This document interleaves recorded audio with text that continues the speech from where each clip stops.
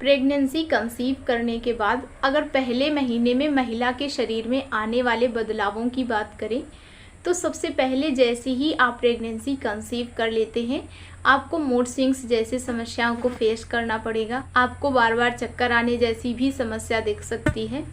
कई बार महिलाओं के पैरों में स्वेलिंग भी दिख सकती है। ये भी प्रेगनेंसी कंसीव करने का यानी कि गर्भावस्था के पहले महीने में महिला के शरीर में आने वाले परिवर्तनों में से ही एक है।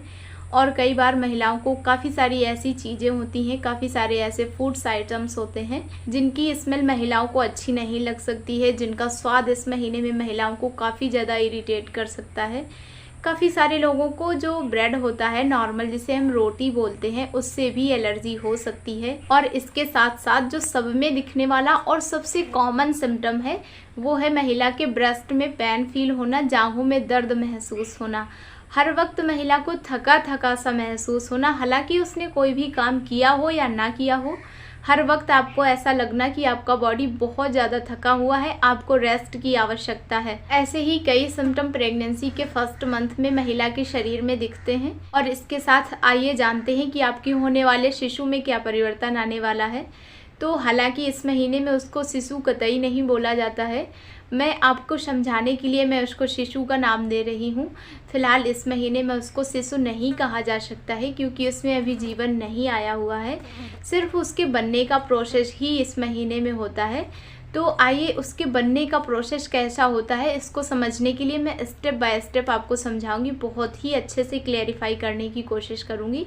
आइए जानते हैं कैसे आपके शिशु का निर्माण होता है, कैसे एक महिला के गर्भ में शिशु बनता है। तो इसको जानने के लिए सबसे पहले आपको ओव्यूलेशन का जानना बहुत ज़्यादा ज़रूरी है, क्योंकि जब एक महिला ओव्यूलेट करती है उस टाइम पर महिला की ओवरी में से एक एग निकलकर महिला की फैलोपियन ट्यूब में आता है और वहाँ पर वो स्पर्म का वेट करता है। तो यदि आप ओव्यूलेशन के टाइम पर या फिर ओव्यूलेशन से जस्ट पहले या फिर बाद में आप इंटरकोर्स करते हैं तो मेल द्वारा जो स्पर्म रिलीज होता है उस एग से मिलता है जाकर, और उस एग से मिलने के बाद वो फर्टाइल करता है। तो सबसे पहले फर्टिलाइजेशन ही होता है। शिशु के निर्माण की प्रक्रिया में जो सबसे पहला चरण होता है वो फर्टिलाइजेशन का ही होता है। तो जब महिला का एग और स्पर्म दोनों मिलते हैं तो फर्टिलाइजेशन होता है, और फर्टिलाइजेशन के बाद जो बनता है उसको जायगोट बोला जाता है। और जायगोट बनने के बाद इसका क्या होता है इसको समझने के लिए आपको इम्प्लांटेशन समझना बहुत ही ज़रूरी है,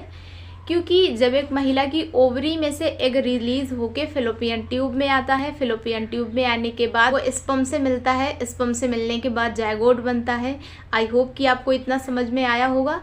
और जायगोट बनने के बाद वो फैलोपियन ट्यूब से होते हुए महिला के यूट्रस तक पहुंचता है, यूट्रस यानी कि गर्भाशय तक पहुंचता है। और गर्भाशय में पहुंचने के बाद वो गर्भाशय की दीवार यानी कि यूट्रस की वॉल से चिपकता है जाकर, और जब वो चिपकता है इसी प्रक्रिया को हम इम्प्लांटेशन बोलते हैं। और जब इम्प्लांटेशन हो जाता है तब एक महिला गर्भधारण कर चुकी होती है, और इसके बाद आपके शिशु बनने का प्रोसेस स्टार्ट होता है, जो कि आपके second month, third month, fourth month में धीरे धीरे होता रहता है। तो आइए आज हम केवल फर्स्ट मंथ की बात कर रहे हैं। तो फर्स्ट मंथ में आपके बेबी में क्या चेंजेस आते हैं, बेबी कैसे बनता है, उसके जीवन की शुरुआत कैसे होती है। आई होप कि आपने समझा होगा, आई होप कि मेरे शब्दों से आपको समझ में आया होगा। और इसके बाद अगर बात करें कि आपको कौन सी चीज़ों का ख्याल रखना है, कौन सी सावधानियां बरतनी है, तो आइए इसको भी बहुत अच्छे से समझते हैं। तो सबसे पहले अगर हम आपको कुछ सजेस्ट करेंगे तो वो ये कि अगर आपके ब्रेस्ट में या फिर पैरों में बहुत ज़्यादा पेन हो रहा है तो बिना आप अपने गायनिक की कंसल्ट के कोई भी पेन किलर ना लें।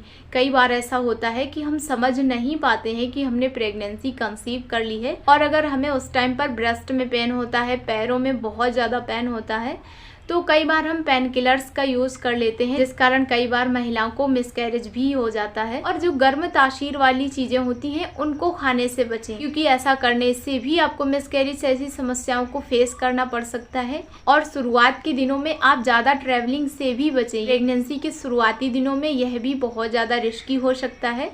आई होप की जानकारी पसंद आई होगी। आई होप कि वीडियो आपके लिए थोड़ा सा हेल्पफुल रहा होगा। मिलते हैं हम आपको एक नए विषय के साथ, तब तक के लिए खुश रहिए, स्वस्थ रहिए और यूं ही मुस्कुराते रहिए। वीडियो के अंत तक बने रहने के लिए आपका बहुत बहुत धन्यवाद।